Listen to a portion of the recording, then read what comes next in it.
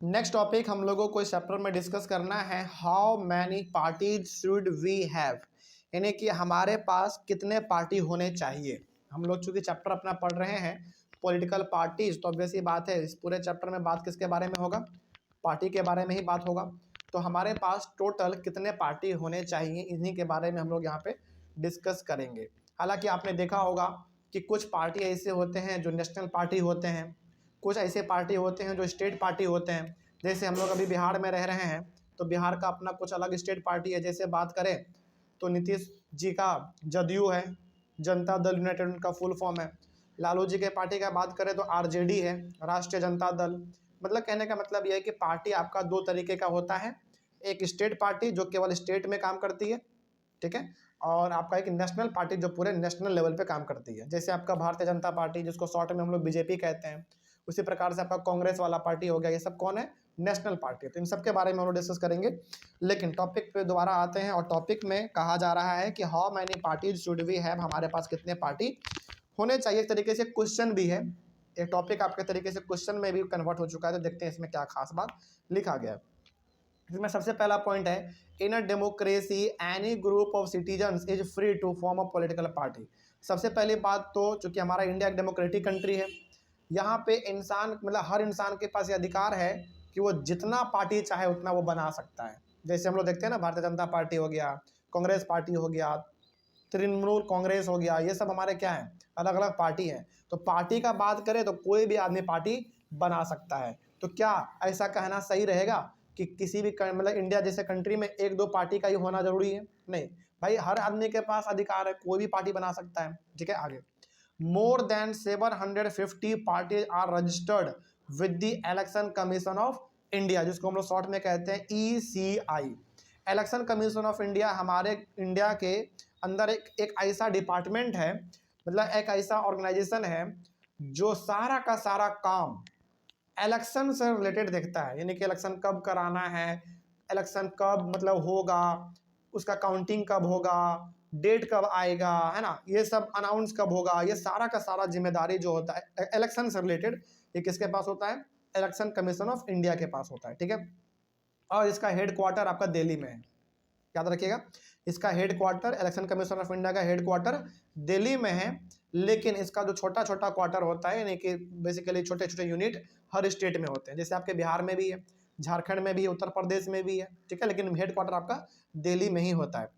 तो यदि किसी आदमी को पार्टी अपना बनाना है तो उसको ना पूरी तरीके से रजिस्टर करवाना पड़ता है। किससे करवाना पड़ता है, इलेक्शन कमीशन ऑफ इंडिया से कराना पड़ता है। मतलब ये हो गया कि यदि इलेक्शन कमीशन ऑफ इंडिया ने एक बार आपके पार्टी को मंजूरी दे दिया, रजिस्टर आपका कर दिया, तो आपका पार्टी क्या हो गया, बन गया। ठीक है, जैसे मान लीजिए कि यदि हमको अपना पार्टी बनाना है, हमको अपना पार्टी एक क्रिएट करना है, जैसे मान लीजिए ओरिजिन के नाम से, ओरिजिन पार्टी मान लेते हैं, सपोज करो ओरिजिन पार्टी हमको फॉर्म करना है, तो हम अपना पार्टी का पूरा रिपोर्ट लेकर किसके पास जाएंगे, इलेक्शन कमीशन ऑफ इंडिया के पास जाएंगे और उनको बोलेंगे कि सर ये हमारा पार्टी है, कृपया आप इसको क्या कर दो, रजिस्टर कर दो, यानी कि इसको मान्यता दे दो। ठीक है, तो वो यदि कर देते हैं ऐसा तो हमारा पार्टी तैयार हो जाएगा। तो इलेक्शन कमीशन ऑफ इंडिया के पास अभी फिलहाल टोटल कितने पार्टी रजिस्टर हैं, 750 party. But not all these parties are serious contenders in the elections. हालांकि 750 पार्टी को दर्जा मिल चुका है पार्टी का, लेकिन इनमें से कुछ ही ऐसे पार्टी हैं जो सीरियसली चुनाव लड़ते हैं।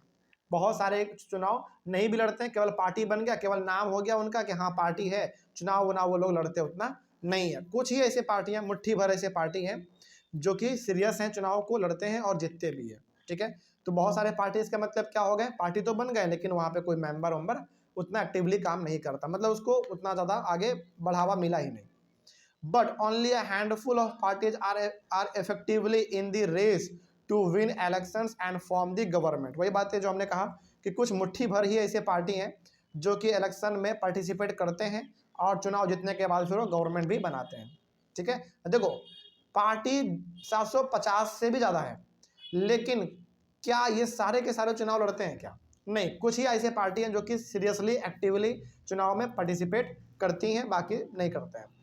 अब एनसीईआरटी को यदि आप धीरे धीरे लाइन बाय लाइन पढ़ेंगे तो आपको इसमें ना 2-3 इंपॉर्टेंट टर्म भी आपको देखने को मिलेंगे। जैसे वन पार्टी सिस्टम बोलो या फिर सिंगल पार्टी सिस्टम बोलो, दोनों का मतलब सेम होता है। ये क्या होता है जरा समझो, नाम से मालूम चल रहा है, वन पार्टी सिस्टम, इसको हम लोग सिंगल पार्टी सिस्टम भी कह सकते हैं। मतलब एक ऐसा सिस्टम जहाँ पे पार्टी कितने होंगे, केवल एक होंगे। इसको ये क्या कहलाता है, जरा इसके बारे में देखा जाए। It is a system in which only one party is allowed to control and run the government. यानी कि वन पार्टी सिस्टम एक ऐसा सिस्टम होता है जहाँ पे मात्र एक ही पार्टी को पूरा परमिशन रहता है कंट्रोल करने का, गवर्नमेंट में आने का, चुनाव लड़ने का। यानी कि सारा जो काम होगा केवल एक ही पार्टी करेगा, वहाँ पे कंपटीशन बिल्कुल भी नहीं होता है। ठीक है, तो नाम से मालूम चल रहा है आपको, वन पार्टी सिस्टम। तो एक ऐसा सिस्टम या फिर एक ऐसा कंट्री जहाँ पे केवल पार्टी कितने होंगे, एक ही पार्टी होंगे, उसको हम लोग कहेंगे वन पार्टी सिस्टम या फिर वन पार्टी कंट्री भी आप कह सकते हैं। पार्टी मतलब चुनाव भी वही पार्टी लड़ेगा, जीतेगा भी वही, और गवर्नमेंट भी वही बनाएगा। एग्जाम्पल भी है इसका। Example of one party system is communist party of China. China का बात करें तो चाइना में पार्टी जो है वो कम्युनिस्ट पार्टी इकलौता ऐसा पार्टी है जो हर बार चुनाव वही लड़ती है, वही जीतती है और वही गवर्नमेंट वही बनाती है। सोचो, ये एग्जाम्पल है चाइना का। तो चाइना में कम्युनिस्ट पार्टी ऑफ चाइना, इसका एग्जाम्पल हो गया वन पार्टी सिस्टम का। लेकिन बताइए, क्या ये वन पार्टी सिस्टम इंडिया जैसे कंट्री में चल सकता है क्या? बिल्कुल भी नहीं चल सकता, क्योंकि हमारा पॉपुलेशन बहुत ज़्यादा है। पहली बात, पॉपुलेशन तो चाइना का भी बहुत ज़्यादा है, लेकिन चाइना में क्या डाइवर्सिटी है? डाइवर्सिटी मतलब क्या वहाँ पे अलग अलग प्रकार के लोग हैं? नहीं, वहाँ पे मोस्ट ऑफ द लोग जो हैं वो बुद्धिस्ट धर्म को मानते हैं। लेकिन हमारे इंडिया का बात करें तो यहाँ पे हिंदू भी है, मुस्लिम भी है, सिख भी है, ईसाई भी है, जैन भी है, बौद्ध भी है, अलग अलग प्रकार के रिलीजन के लोग हैं। तो इंडिया जैसे कंट्री में वन पार्टी सिस्टम बिल्कुल नहीं चल सकता। ठीक है, तो वही यहाँ पे कहा गया है कि we cannot consider one party system as a good option because this is not a democratic option. तो हम लोग एक पार्टी सिस्टम को, यानी कि सिंगल पार्टी सिस्टम को एक अच्छा ऑप्शन नहीं मान सकते हैं, खास करके डेमोक्रेटिक कंट्री के लिए। तो इंडिया चूंकि हमारा डेमोक्रेटिक कंट्री है, तो यहाँ पे वन पार्टी सिस्टम क्या लाना सही रहेगा? बिल्कुल भी नहीं। इसीलिए आज आप देखते हैं कि इंडिया में एक से ज़्यादा पार्टी है। ठीक है, आगे, any democratic system must allow at least two parties to compete in elections and provide a fair chance for the competing parties to come to power। तो यदि कोई डेमोक्रेटिक कंट्री है तो वहाँ पे कम से कम दो पार्टी तो होना ही चाहिए, कम से कम दो पार्टी होना चाहिए।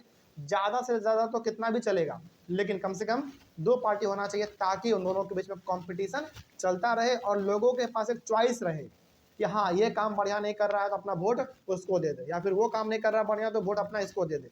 तो यदि ऐसा होता है ना, तो आपका डेमोक्रेटिक कंट्री एक अच्छी तरीके से रन कर पाता है और लोगों के पास बेसिकली चॉइस रहता है कि हाँ, हमारे पास दो ऑप्शन है, आप चूज कर लो जिसको करना है। जिस मान लो यदि एक ही पार्टी सिस्टम रहता तो क्या लोगों के पास कोई चॉइस रहता? कोई चॉइस नहीं रहता। तो लोग जानबूझ के या फिर मुश्किल में, मतलब मजबूरी भी उसी को वोट देना पड़ता लोगों को। कोई दिक्कत नहीं इसमें। जैसे आपने इसको ऐसे समझो, आज से आप 15-20 साल पीछे चले जाओ, आपको हर घर में केवल नोकिया का फ़ोन ही दिखता था, वो बटन वाला। उस समय पे हमारे पास कोई दूसरा ऑप्शन भी नहीं था नोकिया के अलावा, इसलिए हर घर में नोकिया ही दिखता था। लेकिन क्या आज ऐसा है? बिल्कुल भी नहीं। आपके घर में कोई रियलमी इस्तेमाल करता है, तो कोई वीवो इस्तेमाल करता है, कोई ओप्पो इस्तेमाल करता है, कोई आईफोन करता है, कोई वन प्लस करता है। तो कहने का मतलब आज हमारे पास चॉइस है। वही बात यहाँ पे कहा गया है कि एक डेमोक्रेटिक कंट्री में कम से कम दो पार्टी होना चाहिए, लेकिन ज़्यादा से ज़्यादा तो कितना भी हो सकता है चलेगा वो। ठीक है, ताकि कंपटीशन का माहौल बना रहे। अब टू पार्टी सिस्टम क्या है? टू पार्टी सिस्टम को हम लोग डुअल पार्टी सिस्टम भी कहते हैं। नाम से मालूम चल रहा है, जिस तरीके का हमारा सिंगल पार्टी सिस्टम था उसी तरीके से हमारा डुअल पार्टी सिस्टम है। इसमें सिंगल पार्टी चलता था, इसमें कितना पार्टी चलेगा? दो पार्टी चलेगा, सिंपल सी बात है। तो it is a system in which two main parties have a serious chance of winning majority of seats to form government.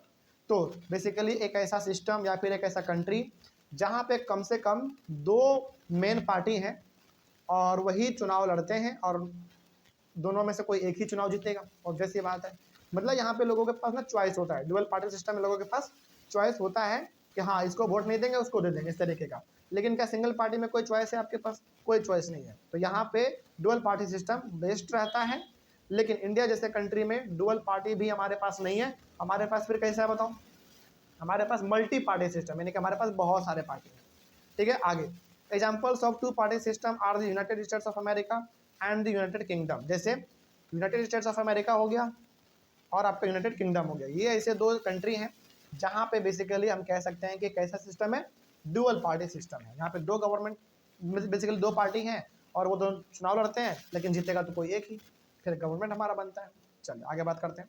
अब है हमारा अगला मल्टी पार्टी सिस्टम। नाम से मालूम चल रहा है एक ऐसा सिस्टम या फिर एक ऐसा कंट्री जहां पे पार्टी एक नहीं, दो नहीं, बल्कि ज्यादा होंगे।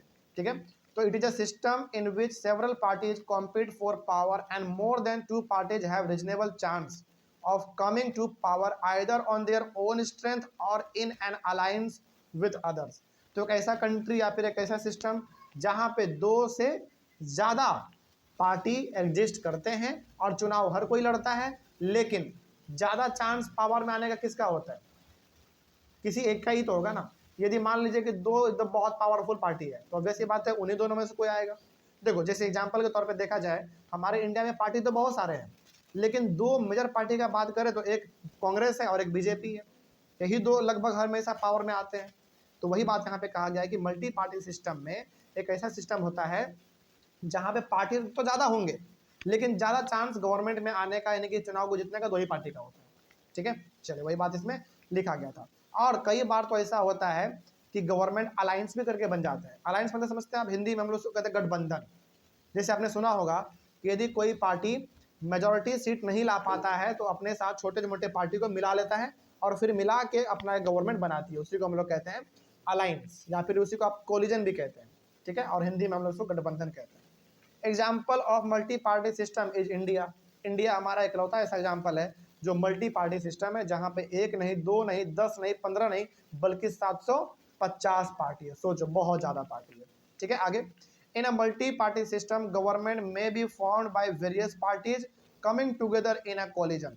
मल्टी पार्टी सिस्टम का एक सबसे बड़ी खासियत यह है कि यहाँ पे गवर्नमेंट आप चाहें तो अकेला भी बना सकते हैं यदि आपको वोट ज्यादा मिला है तो, या फिर आपको वोट ज्यादा नहीं मिला है तो आप दो तीन छोटे मोटे पार्टी को मिला के यानी कि कोलिजन करके गवर्नमेंट बना सकते हैं, यानी कि गठबंधन जिसको हम लोग कहते हैं। ठीक है, इसमें होता क्या है ना, बेसिकली मान लीजिए कोई भी पार्टी मेजोरिटी सीट नहीं ला पाया, यानी कि ज्यादा सीट वो नहीं ला पाया, तो गवर्नमेंट को बनाने के लिए क्या करती है, छोटे मोटे पार्टी को आपस में मिला लेती है, कहती है कि यार चलो आपस में मिल जाते हैं, तब जाकर हमारा सीट पूरा कंप्लीट होगा, उसके बाद फिर हम लोग गवर्नमेंट बनाएंगे। और उस प्रकार के गवर्नमेंट को हम लोग कहते हैं कोलिजन गवर्नमेंट, और हिंदी में उसको हम लोग कहते हैं गठबंधन का सरकार। ठीक है, आगे।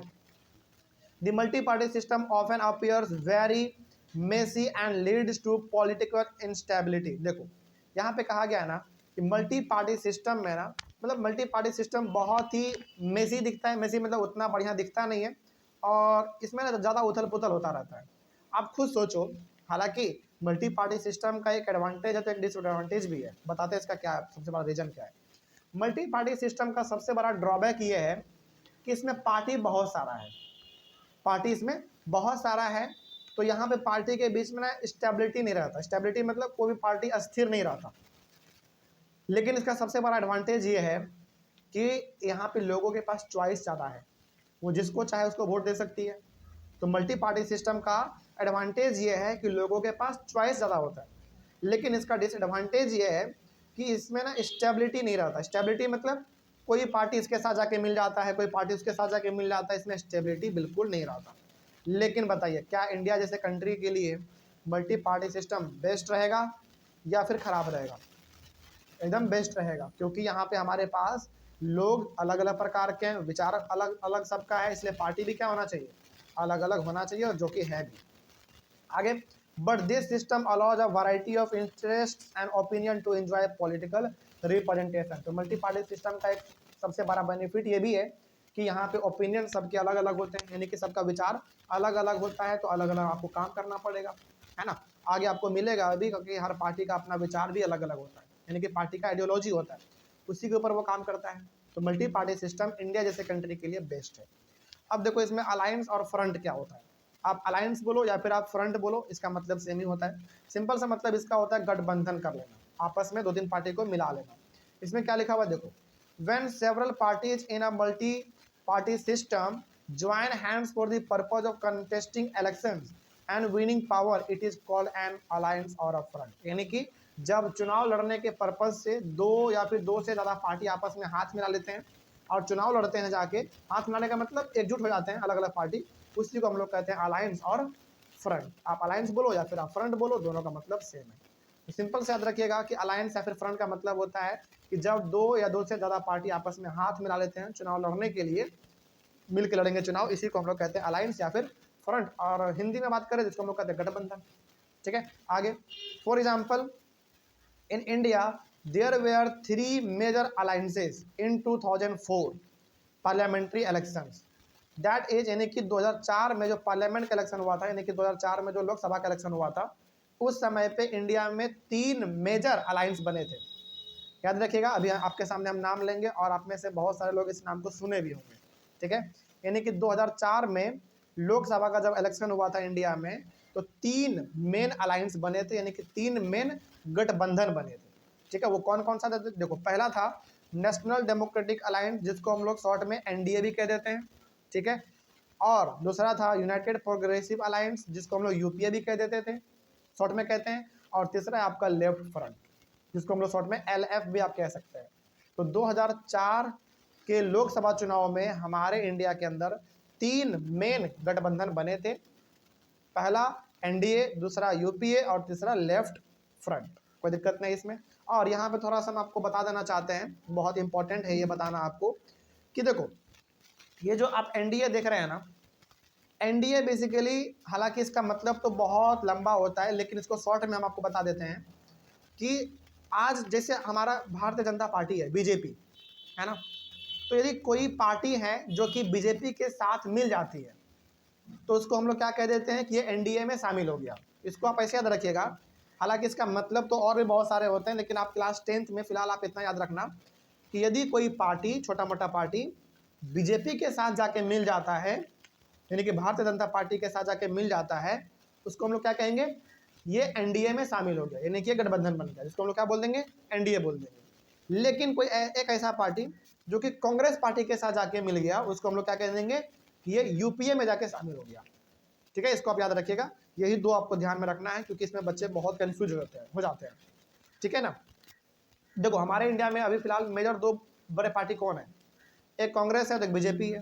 तो यदि कोई पार्टी, छोटा मोटा पार्टी, यदि बीजेपी के साथ जाके मिल जाता है, तो हम लोग कहते हैं वो एनडीए में शामिल हो गया। तो जैसे हम कोई वर्ड इस्तेमाल करेंगे, ये पार्टी एनडीए में शामिल हो गया, तो आप समझ जाइएगा कि वो पार्टी किसके साथ शामिल हो गया? बीजेपी के साथ शामिल हो गया। ठीक है, या फिर हम यदि कहीं पर वर्ड इस्तेमाल करेंगे कि ये पार्टी यूपीए के साथ शामिल हो गया, मतलब वो पार्टी किसके साथ जाके मिल गया? कांग्रेस के साथ जाके मिल गया। और लेफ्ट फ्रंट का मतलब हो गया थोड़ा सा जो अलग हो गया हमारा, और लेफ्ट फ्रंट का उतना इस्तेमाल नहीं होता है, लेकिन कोई बात नहीं, आपको यहाँ पे 2 याद रखना था, एक एनडीए और दूसरा आपका यूपीए। एनडीए मतलब बीजेपी और यूपीए मतलब कांग्रेस। बस आपको यही बात ध्यान में रखना था। आगे बढ़े फिर हम लोग। चलो, नेक्स्ट टॉपिक है नेशनल पॉलिटिकल पार्टी। इसमें हम लोग अलग अलग प्रकार के पॉलिटिकल पार्टीज के बारे में बात करेंगे, जो कि नेशनल लेवल पे काम करती है, यानी कि नेशनल पॉलिटिकल पार्टीज के बारे में बात करेंगे, जो कि हम लोग अपने नेक्स्ट क्लास में शुरू करेंगे। Thank you very much.